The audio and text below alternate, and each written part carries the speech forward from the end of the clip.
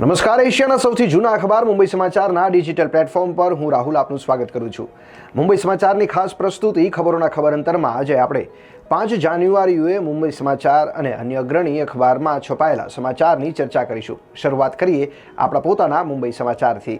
મિત્રો, મુંબઈ સમાચારના પહેલા પાને ભારતમાં વર્લ્ડ કપ નહીં રમીએ તેવી હેડલાઇન સાથે બાંગ્લાદેશ ક્રિકેટ બોર્ડે સુરક્ષાના કારણોસર T20 વર્લ્ડ કપ માટે ભારત આવવાનો ઇનકાર કર્યો છે તે અંગેના સમાચાર આપ્યા છે.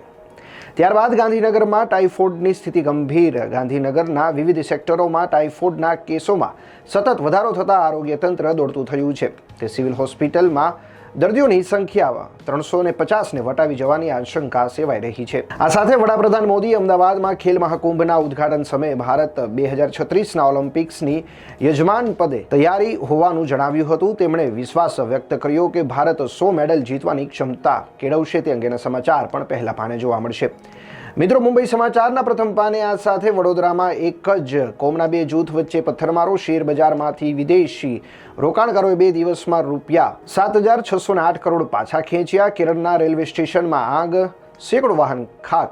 ફ્લાઇટમાં પાવર બેંક ચાર્જ કરવા પર લાગ્યો પ્રતિબંધ. હવે મેક્સિકો, ક્યુબા અને કોલંબિયાને ટ્રમ્પની ધમકી જેવા રાષ્ટ્રીય અંતરરાષ્ટ્રીય સમાચારોથી ભરેલું છે. મિત્રો, જો આપ અમારી ચેનલ પર નવા છો અને હજુ સુધી ચેનલને સબસ્ક્રાઇબ નથી કરી તો હમણાં જ મુંબઈ સમાચારની ઓફિશિયલ ચેનલને સબસ્ક્રાઇબ કરો અને બેલ આઇકન પર ક્લિક કરો જેથી દરેક અપડેટ આપને મળે સૌથી પહેલા.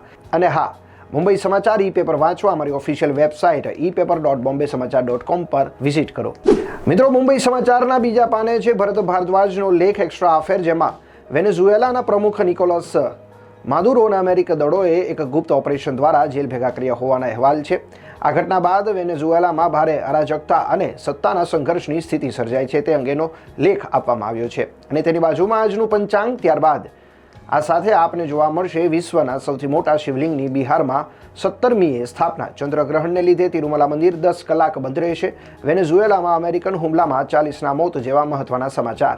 મિત્રો, મુંબઈ સમાચારના ત્રીજા પાને છે સૌરાષ્ટ્ર સમાચાર અને ત્યારબાદ આવે છે આજનું વિશેષ ધર્મતેજ પૂર્તિ. આજની ધર્મતેજ પૂર્તિમાં પૂજ્ય મોરારી બાપુ દ્વારા માનસ મંથન સહિત વિવિધ લેખકો દ્વારા સુંદર ધાર્મિક અને આધ્યાત્મિક લેખો વાંચવા મળશે. અને 8મા પાને છે રમત જગતના સમાચાર અને 10મા પાને છે વેપાર જગતના સમાચાર. પરંતુ ચાલો આપણે નજર કરીએ 9મા પાને અને જોઈએ મુંબઈ મહાનગરપાલિકા ચૂંટણીના શું છે હાલચાલ. તેરી ભી ચૂપ મેરી ભી ચૂપ. ઉદ્ધવ ઠાકરે અને રાજ ઠાકરે એકબીજા પર ટીકા કરવાનું ટાળી રહ્યા હોવાની ચર્ચા છે, જે આગામી ચૂંટણીમાં નવા ગઠબંધન તરફ ઇશારો કરે છે. ત્યારબાદ 20 વર્ષ પછી શિવસેના ભાનમાં પહોંચતા રાજ ઠાકરે ભાવુક થયા. વર્ષો પછી શિવસેના ભવનની મુલાકાત લેતા રાજ ઠાકરે ભાવુક થયા હતા અને તેમણે આ અનુભવે જેલમાંથી મુક્તિ જેવો ગણાવ્યો હતો તે અંગેના સમાચાર છે. આ સાથે ઉમેદવારોની બિનવિરોધ વિજયનો મુદ્દો ગરમાયો.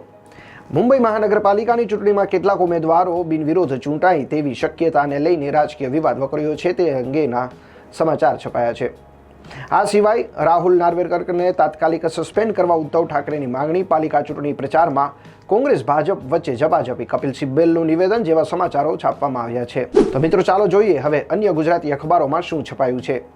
મિત્રો, આજના દિવ્ય ભાસ્કરમાં આજે નો નેગેટિવ સમાચાર અંતર્ગત વિવિધ પોઝિટિવ સમાચાર છપાયા છે, જેમાં જૈન સાધ્વીજીએ પોળમાં 121 જિનાલયોનો વારસો સાચવવા આવાસ યોજના શરૂ કરી. હાજરા ચૌધરી સમાજ પર 25,000 સ્ક્વેર ફૂટમાં 3 લાઇબ્રેરીનું નિર્માણ કરશે જેવા વિવિધ સમાચાર છવાયા છે. ગુજરાત સમાચારના બીજા પાને મેડિકલ પ્રવેશ ડિપોઝિટ જપ્ત. પ્રવેશ પ્રક્રિયાના 4 રાઉન્ડ પછી પણ એડમિશન કન્ફર્મ ન કરાવનારા 3,100થી વધુ વિદ્યાર્થીઓની 3.15 કરોડની ડિપોઝિટ સરકાર દ્વારા જપ્ત કરવામાં આવી છે તે અંગેના સમાચાર છે. આ સાથે ફાર્મસી કાઉન્સિલના નિર્ણય પર રોક. સિવિલ હોસ્પિટલમાં જામરના કેસ. સપ્તક સંગીત સમારોહના અહેવાલ. ઇન્દિરા બ્રિજની સ્થિતિના સમાચાર. ઠંડીમાં વધારો જેવા મહત્વના સમાચારો આપેલા છે. હવે વાત કરી સંદેશની તો પહેલા પાને અમેરિકાએ વેનેઝુએલા પર કરેલા હુમલાના સમાચાર મોખરે રાખવામાં આવ્યા છે. માદુરોની ધરપકડ બાદ હવે અમેરિકા આ દેશનો વહીવટ કઈ રીતે ચલાવશે તે અંગેની ચર્ચાઓ શરૂ થઈ છે તે સાથેના આમાં સમાચાર આપવામાં આવ્યા છે. ટ્રમ્પની કોલંબિયા પર હુમલાની ધમકી. અમેરિકાના વેનેઝુએલા પર હુમલા અંગે ભારતની પ્રતિક્રિયા અને ભારતીયોની સુરક્ષાના પગલાં. 2000ની નોટોનો હિસાબ જેવા મહત્વના સમાચાર પણ અહીં તમને જોવા મળશે. મિત્રો, આપને જણાવી દઈએ કે મુંબઈ સમાચાર દરેક ડિજિટલ પ્લેટફોર્મ્સ પર અવેલેબલ છે, તો અમને લાઇક કરો, ફોલો કરો. મિત્રો, ખબરોના ખબર અંતરમાં આજે એટલું જ. આવતીકાલે ફરી મળીશું. ત્યાં સુધી મને રજા આપો અને જોતા રહો, વાંચતા રહો મુંબઈ સમાચાર.